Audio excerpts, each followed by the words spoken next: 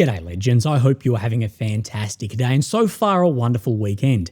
Yesterday I released a special episode talking about intelligence operations, false flags, grey zone warfare, so we missed our usual daily update. Today we'll go over that 48 hours that we did miss. We'll look at the maps, we'll look at the geolocations, we'll compare the maps. Of course, this gives us the best possible idea of where and how that front line is moving. We'll zoom out and extend that time frame just a little bit.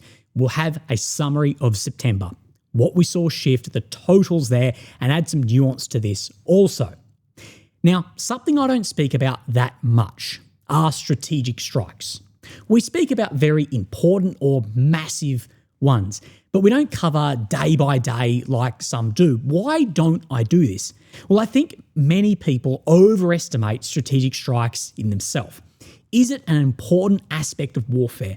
Absolutely. We wouldn't see states spending billions of dollars otherwise, but I do think that this is overestimated. It is just another tool in the arsenal of states in war.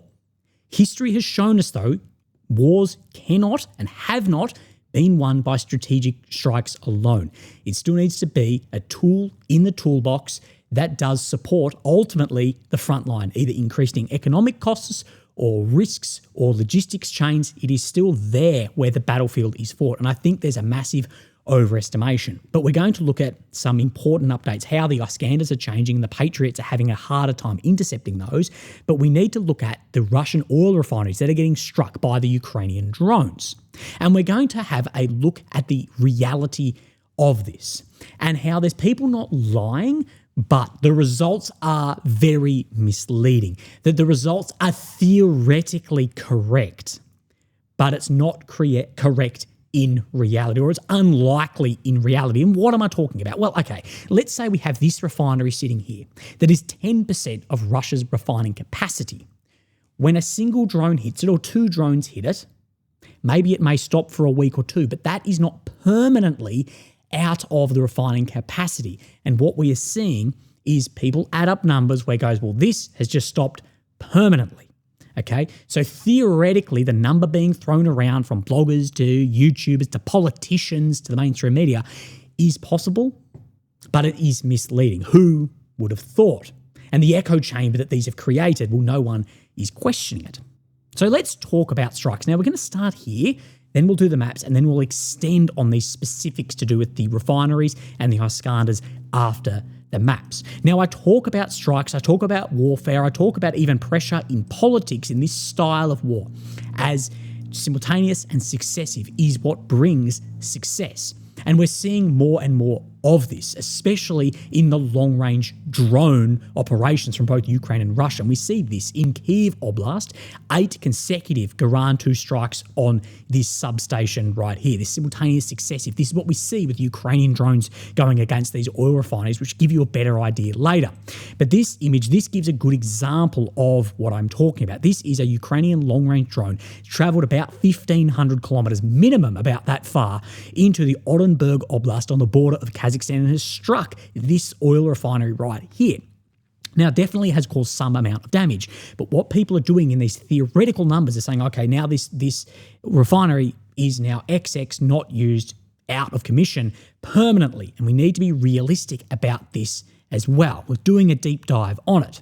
Now, the Iskanders, we'll talk more about those long-range strikes and we'll talk more about the Iskanders later. Overnight, we did see multiple Iskanders fired from Russia into Ukraine, going after mostly energy targets, gas and electricity. Of course, the Iskander K is a cruise missile. The Iskander M is a ballistic missile. You can see the amount going in here. Now, at the end of the day, these are just the detected, and Mr. AMK says the actual number is likely higher, but you get an idea of how many of these are being fired in and how many aren't being intercepted. He says they're unknown, the actual interception rates, but it is known that all the Iskander M's and the vast majority of cruise missiles hit their targets. We'll look at what the Financial Times is saying later on in this video. Okay, so let's have a quick look at the maps, and we purposely spaced this out to try and capture the most amount of people. This is my job at the end of the day. So over the month of September, we did see some large differences in how Deep State or Syriac or AMK are reporting this. Why? Well, we do know deep state, they're extended a lot of grey zone in that Velika Novosilka area, and they're ignoring a lot of what is happening to the north of Pokrovsk. And we can see Suryak and AMK both around that mid 400 kilometre squares, similar, I guess, to the month prior, very similar to the September in 2024. You can see, though, in 25, more ground has been made than in 2024. Now, at the end of the day, kilometre squares can be misleading because you could absolutely win a war with losing kilometre squares in an attritional battle. The real thing that should be concerning on these maps is just how it looks with all of these envelopments. But just let's look at this data and add some nuance to it off a guy behind the scenes. Now, whilst the Russians, captured less than in August in gross terms, so less in September than in August, Ukraine recaptured an even smaller area in September compared to August, 181 versus 73 kilometre squares, leading to the Russian net gain being slightly higher in September. Most of the net Russian gains occurred in Donetsk Oblast, as expected. But Dnipro was second, despite the actual frontline width in that area being a tiny fraction of Donetsk Oblast's. Not crushing the Russian salient northeast of Pokrovsk is really biting Ukraine in the arse right now, as they redeployed many units to stop the breakthrough and are now stuck, unable to move them until that issue is resolved. So where Russia is pushed to the northeast of Pokrovsk, until that's resolved, because of how critical that could be, they are stuck in that position. Meanwhile, the Russians are making gains in the Dnipro-Zaporizhia border area, that Huliopol-Pokrovskoy front, as well as around Liman-Seversk-Kupiansk. I'll show you all of this when we move on to the maps. Also, with regards to Crimea Caprice, I would be careful with using their territorial changes data. Yes, they're incredibly accurate with geolocations. A lot of our geolocations come from Crimea Caprice. But because they only map based off them and in a very specific way, it leads to incredibly awkward and odd-looking map changes.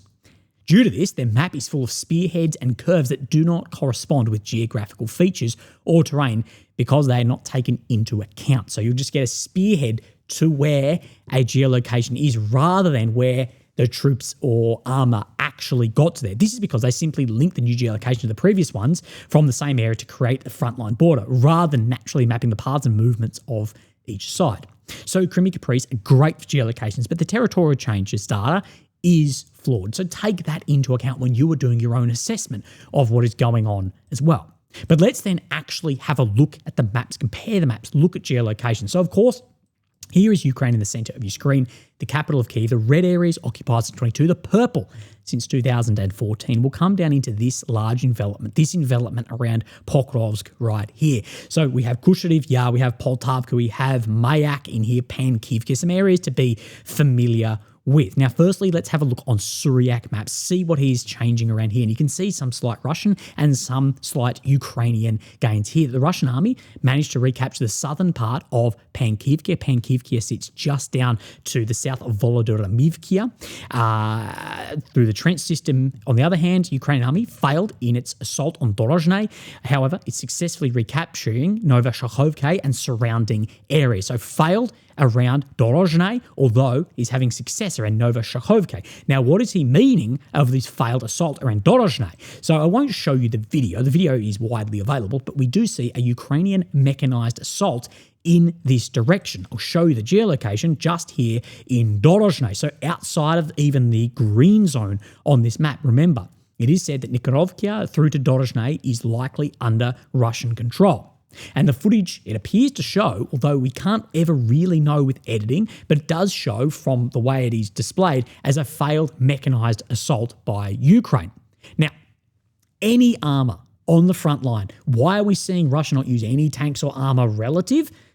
Because it is just at extremely high risk with the drones, with the porosity of the front line, with the nature of the war right now. And I'm not surprised at all to see a mechanized attack in there likely failing and looking like it had very high cost. And just back to what my source said, this whole front line in here has kept a lot of Ukrainian units and better units held in here, unable to move into other areas to start stabilizing that. So let's move just slightly south, and we have Pokrovsk actual with Minograd in here, and we have then a Suryak map and some movements. The Russian army secured the surrounding positions of Mykolaiv with the second mine shaft of the Kapiltia mine and a series of trenches in this direction. So more movement just under Minograd in the direction of Marylubivka region in the number of mines that sit just to the south of Mykolaiv. So keep an eye on this sector. It's moving slowly, but as we have said, the goal is attrition. It is not ground being made. You turn the attrition into kilometre squares, not the other way around. And you can definitely be winning a war like this, stepping backwards. So let's move on to this map. And of course, we do have multiple days to catch up on. Now, we are back on the 2nd. We get 2 map updates. So this is the Velika Novosilka Huliopol front. Now, this front is in freefall and Ukraine is unable to stop this at the moment. It has moved a long way. So back on the first map update, we see these changes. The red check, of course, indicating Russian ground made. On the second update, we get even more in here. Berezove, Vorone, Olekhivsky, Poltavka direction. Of course, this is more the Huliopol area. We do see a lot of this grey zone starting to come under red. In my opinion, this has been red for some time, but I think it's trickling the update into this month to not have the amount of kilometre squares being shown in September. And then we come up to then the update today. Now, this is the most recent update that we have. Of course, today in Australia is the 4th, but the 3rd is the most recent one. We see more movement in the direction of Verbove and more filling in around to the north of Poltavka as well. So this Velika Huliopol front in behind a lot of those fortifications, this is a very, very dangerous area. Keep an eye on where bits and pieces are moving in here. Now, firstly, let's look at Mr. Playfor's map. Now, he's saying Ukrainian forces have recaptured Sosnivka and Koroshne. So I'll show you on here. He says that these have come back under control. So Sosnivka right in here and Koroshne just sits to the east of here. So he is saying that this area has come back under control of the Ukrainian forces. Let's have a look on the Syriac map update. And as you can see on this front line that the Russian army took control over Verbove and a series of positions down in just the south of here and on the outskirts of Poltavka. So the outskirts of Poltavka as well as taking Verbove under their control. In his next update, the Russian army continued advancing west of Verbove and is approaching the eastern outskirts of Vishneve. So you have Verbove and he's on the eastern outskirts of Vishneve according to his map. This area in here is making a lot of ground and so far it's looking like it could continue because the amount of resistance that's actually being felt with the fortifications here is limited. And there's a lot of troops tied up in other areas, either tied up in Pokrovsk, Konstantinivsk, Siversk, or up all the way into Kupiansk, or just this trying to stabilize the situation that is developing to the north of Pokrovsk, actually, as our contact said. Now, we see a little bit more red check on this along the Liman or Terney front, as we call it. So to the north of Dobrasheve, we typically call this the Terney front. But you can see Shandulahove, more area here being confirmed under Russian control. Moving to the northwest then of this reservoir. And this puts a lot of pressure on a lot of areas.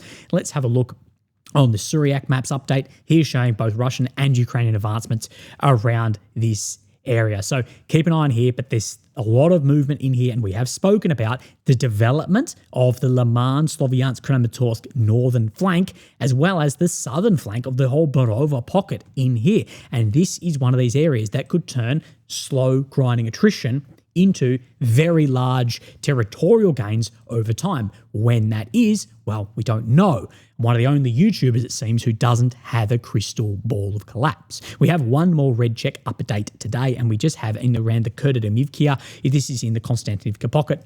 In my opinion, this area has been under red check for some time. This is why we use multiple maps. So I spoke about refineries, and to get an actual idea of this, and Carnegie Endowment, they released this article today. Now, have Ukrainian drones really knocked out 38% of Russia's oil refining capacity? The unprecedented strike campaign on Russian oil refineries has inflicted serious, but likely not critical, damage on the country's ability to produce fuel. Now, I'll link below an interview I did with a Dr. Richard Connolly of economics, and he speaks to us openly about this with nuance, beyond just the titles and tweets that many are making. Now, Carnegie Endowment, as we always do, let's have a look at the funding tracker in here to get an idea of where biases may sit. So I've gone by the maximum amount down, UK, Foreign Commonwealth Development Office, UK, US, UK, Norway, UK, Taiwan, EU. You get the idea. So the bias is likely painting a more rosy picture than we're about to see, still gives us a good starting point. And Sergei Vakalenko, who is 25 years of experience in the oil and gas industry as an economist, manager, executive and consultant, including the Royal Dutch Shell, IHS Sarah, until February 22, he served as the head strategy and innovations at Gazprom Neft. What happened in February 22 and why he may not be working there anymore. So let's look at what he has written about this. There's been a lot of speculation in recent days about how much damage Ukrainian drone attacks have done to Russia's oil refineries, with some news outlets claiming Russia has lost 38% of its oil refining capacity. While this figure might have some formal basis in fact, the real state of affairs is far more complex. On paper, Russia can refine 327 million tonnes of oil every year, or 6.5 million barrels per day. And the capacity of the 16 refineries that have been attacked by Ukrainian drones in August and September is 123 million tonnes a year, or 38% of the total. In other words, 38% is the upper limit of potential damage. And this is what we have spoken about. Theoretically possible. Again, it's unlikely to be just that. For Moscow, the current situation is far more serious than in spring and summer of 24, when Ukraine conducted a similar strike campaign. Now Ukrainian drones can fly further, carry bigger payloads and attack more frequently. Plus, they've actually attacked at a far better time. They've attacked during holiday periods and when there's harvest, more requirement for diesel also. Now, there are three important questions that must be answered when attempting to assess the current levels of damage to Russia's oil refineries. Were they working at full capacity before the attacks? Was the damage complete or partial? Has the damage been repaired or is it still hindering throughput? So let's have a look at this. While there is not publicly available information to provide exhaustive answers, we can draw on some conclusion. During the 24 campaign, most refineries kept operating at least in part after attacks and had restored full output within weeks. And that is true today. The Volgograd refinery, for example, was able to fully repair the damage from attacks by multiple drones on the 13th and 14th of August and had restored full operations by August the 25th.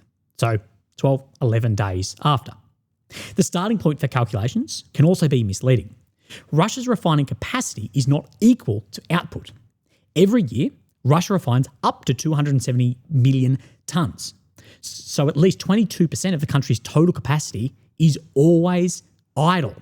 There are various reasons for this, but one is that there are a lot of old equipment in place that just hasn't been decommissioned.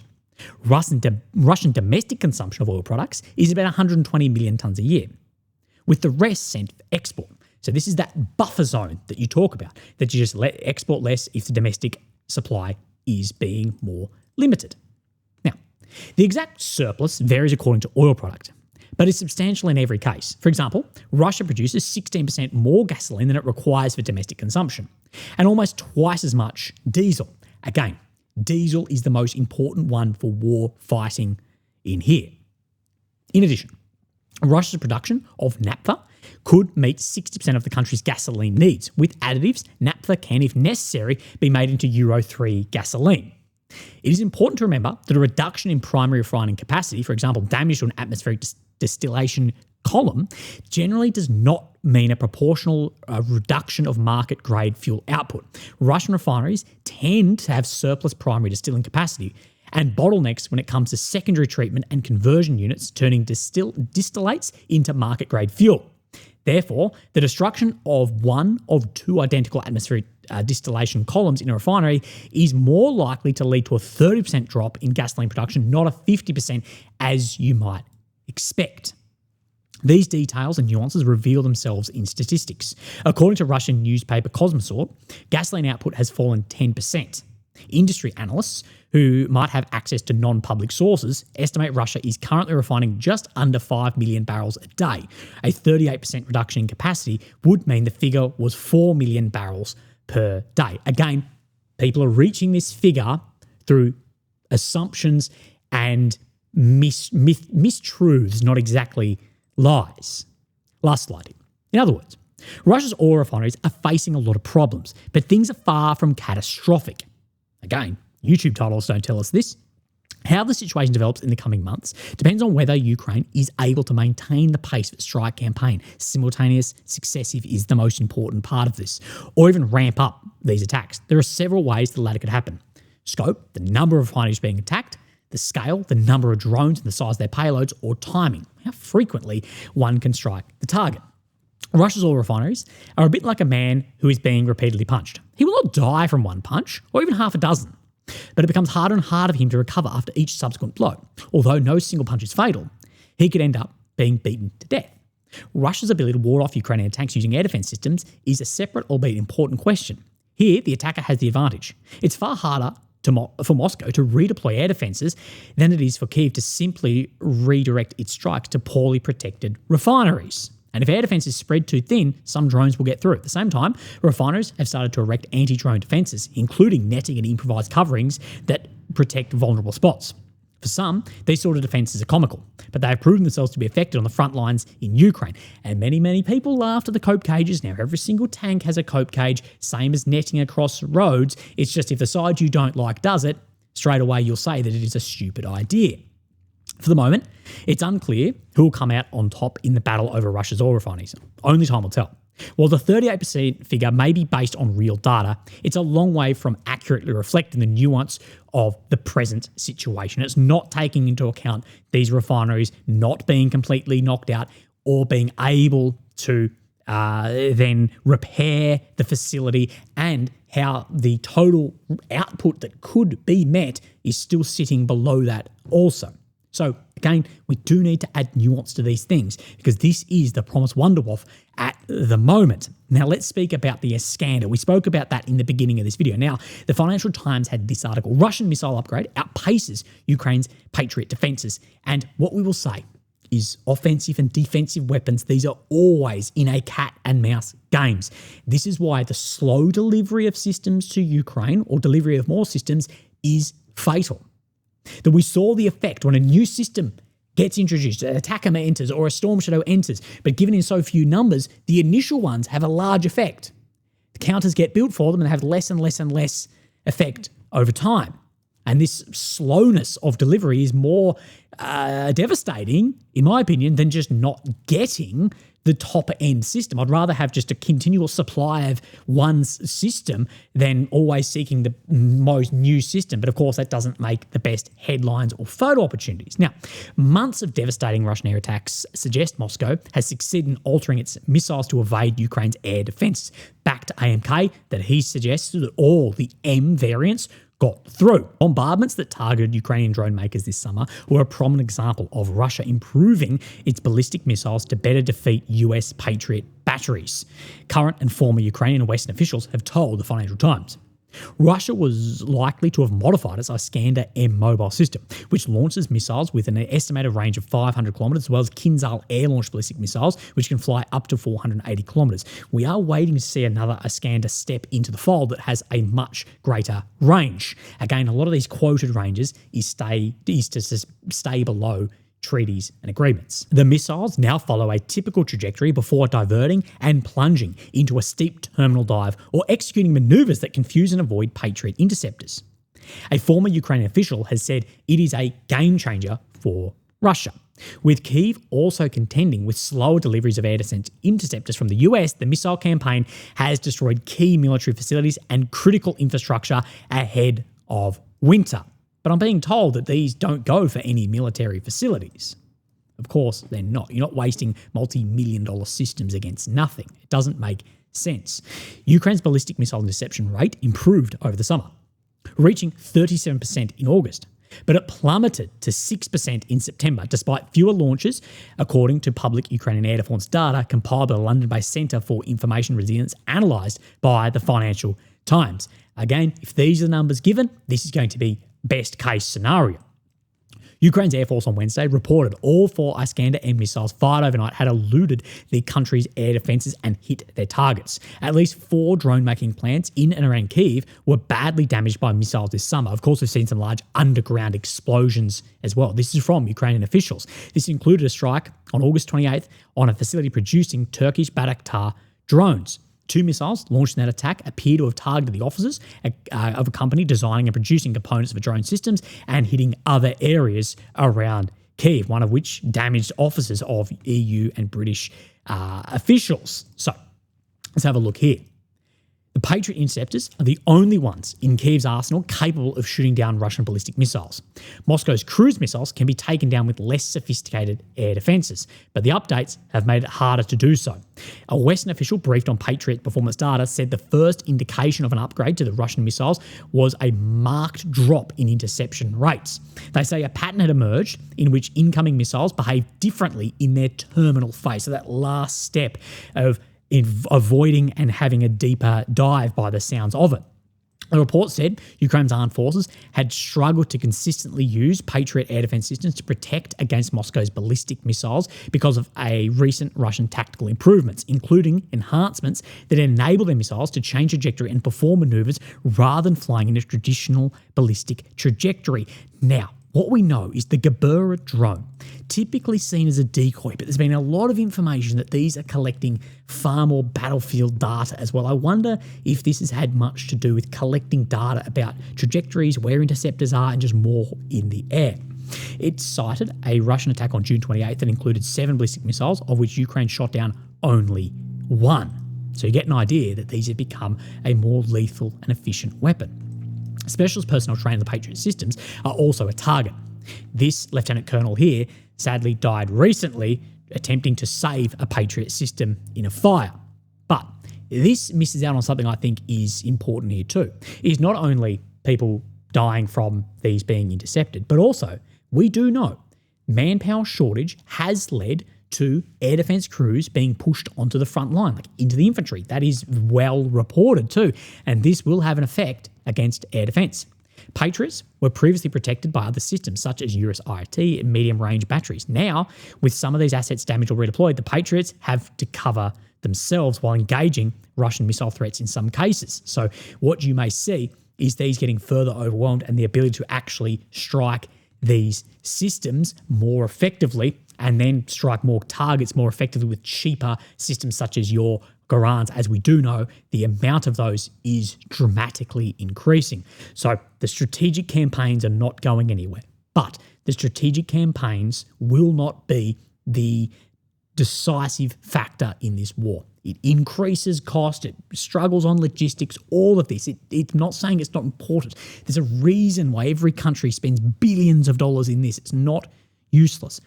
But it cannot just be where all of your effort is. And this has been my main criticism of how Ukraine is using strategic assets. They're having success with these strategic assets, but they're not having any success tactically. And you need a healthy balance of both. It can't just all be one way or all the other way. It couldn't just be having tactical success with no strategic success of these strikes. It needs to be a more holistic view. And the seesaw of tactics versus strategy, it needs to somewhat be level. And it needs to be effective, impacting the front as well. So it'll be interesting to see where those refinery strikes end up. I hope we've given you a more nuanced view of this, and that 38% figure that's being thrown around everywhere, and things are critical, and there's going to be an uprising in Russia and overthrow of Putin and this and that, which actually the history of strategic strikes shows the exact opposite of that. Like the exact opposite. Like in Ukraine, Russia strikes haven't risen up Ukrainians against Kyiv. It's cemented support. This is what happened in Germany. It's what happened in Britain. And it is what is happening in Russia with these strikes as well. It's cement support for your government showing the enemy too. So there's all of these different factors. But of course, impacting Russian oil, it's the only thing Ukraine can do at this point, because realistically, the US and Europe as a whole, we're not seeing that serious really about preventing profits on those energies. They want to, but the capacity to do so, China, India, and their own consumption is very limited.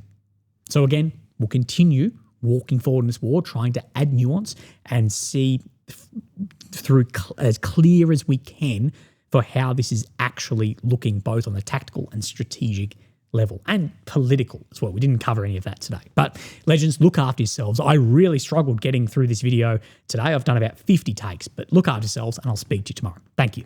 Bye-bye.